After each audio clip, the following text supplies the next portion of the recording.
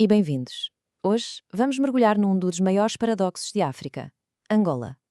Uma nação onde o seu maior trunfo, a sua juventude, é ao mesmo tempo o seu desafio mais gigantesco. Vamos tentar perceber porquê. Fiquem com este número na cabeça. 75%. Isto é muito mais do que uma simples estatística. Na verdade, é a chave que pode desvendar o futuro de toda uma nação. É exatamente isso. 3 em cada 4 pessoas em Angola são jovens. Isto dá ao país uma das populações mais jovens de todo o planeta. Uma autêntica onda de energia, de potencial e, claro, de muita aspiração.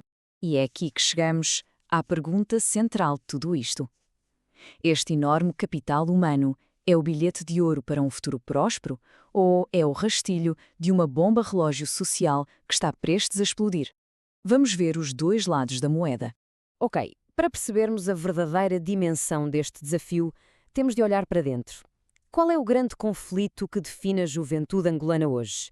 É, no fundo, uma luta constante entre o espírito e os obstáculos que aparecem pelo caminho. Então, o que é que define esta geração? É uma mistura fascinante, sabem, de resiliência, de uma capacidade de adaptação incrível, mas também de uma vontade de modernidade.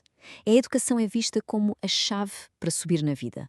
O espírito do Ubuntu, aquela ideia de eu sou porque nós somos, continua a ser muito forte. E claro, há um desejo enorme de fazer parte do mundo digital. Mas é aqui que vemos o choque, um choque brutal entre o que se sonha e o que se vive. O sonho é ter um emprego digno. A realidade? Quase metade dos jovens não o consegue encontrar. O sonho é a independência financeira. A realidade? Mais de 3/4 sobrevivem na chamada economia informal, sem qualquer segurança. O sonho é ter oportunidades globais, mas para muitos, a única porta que parece aberta é a da imigração. E atenção, este fosso não acontece por acaso, é o resultado de falhas estruturais muito, muito profundas. Vamos começar por aquilo que é uma verdadeira emergência nacional: o desemprego. Este gráfico mostra bem a dimensão do problema. O desemprego jovem não é apenas alto, é quase o dobro da taxa geral. É uma crise que ataca de forma completamente desproporcional a nova geração. E a raiz de muitos destes problemas está aqui. A crise na educação é descrita como uma emergência silenciosa. E por que silenciosa? Porque os seus efeitos não são imediatos, não fazem barulho, mas estão a moldar de forma devastadora o futuro de todo o país. 5 milhões é um número que até custa a processar, mas representa 5 milhões de futuros em risco. Crianças e jovens que, neste preciso momento, estão fora da escola em Angola.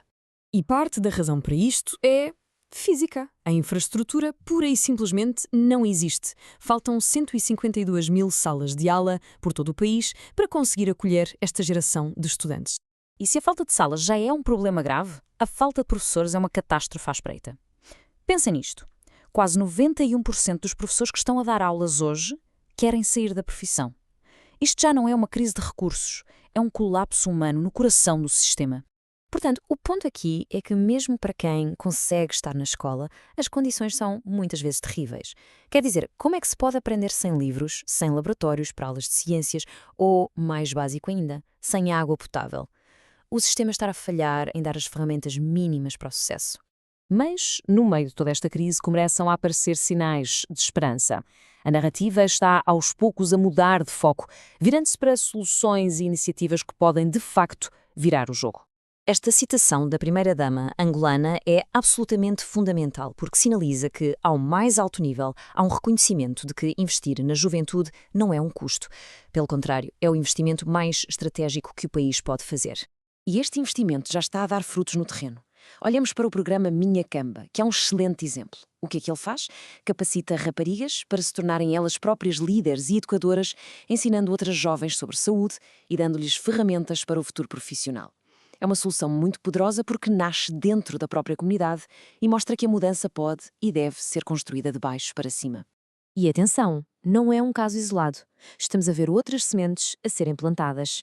O que estes projetos nos mostram é que há uma tentativa de atacar o problema em várias frentes. Percebeu-se que a solução não está num único setor. Por isso vemos grandes investimentos em energias verdes, formação técnica para a indústria e até centros focados em competências como saúde mental e liderança. Há um movimento a ganhar força. Tudo isto leva-nos de volta ao ponto de partida. Angola está, neste preciso momento da sua história, numa encruzilhada, um ponto de viragem absolutamente decisivo. O conceito económico que está em jogo aqui chama-se janela demográfica. E o que é isto? Bem, é uma oportunidade única na vida de um país, mas que tem um prazo de validade. Se esta enorme população jovem for qualificada e integrada na economia, pode gerar uma prosperidade nunca antes vista. Mas se isso não acontecer, o peso social pode tornar-se simplesmente insustentável. Então, como é que se aproveita esta janela? O caminho passa por ações muito claras. Primeiro, investir massivamente na educação. Depois, simplificar a burocracia para criar empresas e dar crédito aos jovens. Criar uma estrutura de governação focada a sério no combate à pobreza. E talvez o mais crucial de todo, diversificar a economia para lá do petróleo, apostando em setores como a agricultura e os serviços. É aí que estão os empregos do futuro. Esta frase resume tudo na perfeição. O maior recurso de Angola não é o petróleo, não são os diamantes, são as pessoas. A sua energia, a sua criatividade, a sua resiliência. E esta é, talvez, a ideia mais importante de todas. Não se pode adiar as soluções à espera que os jovens se tornem o futuro. A crise e a oportunidade estão a acontecer agora. As vidas deles, os seus sonhos, as suas frustrações, tudo isso é o presente de Angola. E por isso, terminamos com esta pergunta no ar. As decisões que forem tomadas hoje, os investimentos que forem feitos ou não feitos, vão definir a trajetória de uma nação inteira.